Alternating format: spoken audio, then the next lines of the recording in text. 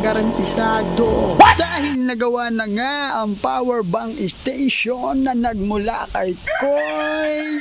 Yan, shout out sa'yo, paring Warren at kay Koy. Yeah. Today is today. Meron akong ibabalita sa power bank station na nagmula kay Koy.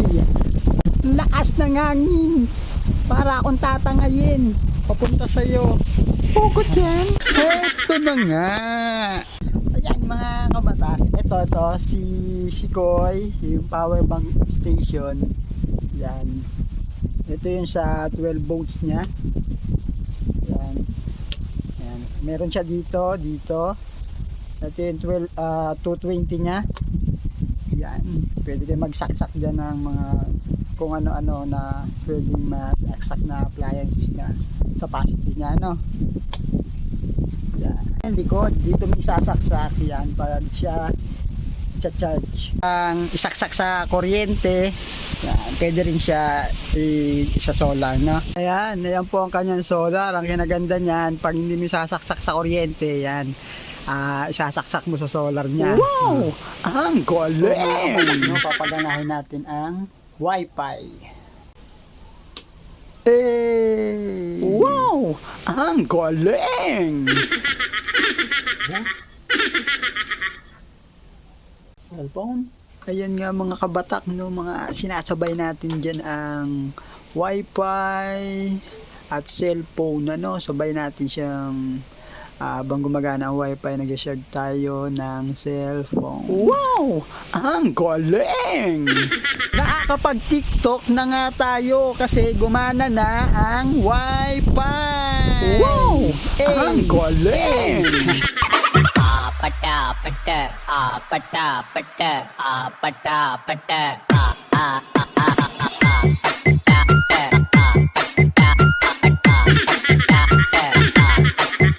Yan nga mga kabatak, at nalaman natin na pwede gamitin ang Wi-Fi na 12 volts, kaya 12 volts na lang ang ginamit natin dito kay power bank station mula kay Koy para tipid. At nakakausap na nga ni nanay si kuya. Wow! Ang galing!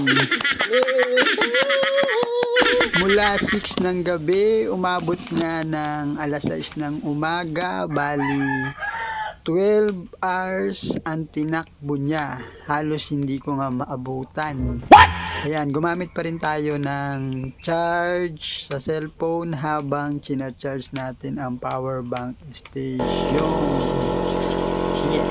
At mga kabatak, ang maganda nga sa power bank station na nagmula kay Koy ay nagamit natin sa nebulizer. Yeah. Kaya naman mga kabatak ay napakagarantisado. Ano pang hinihintay mo? Order na!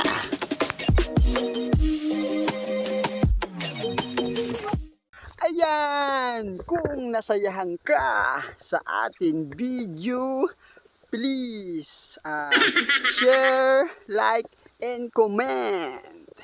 Yeah!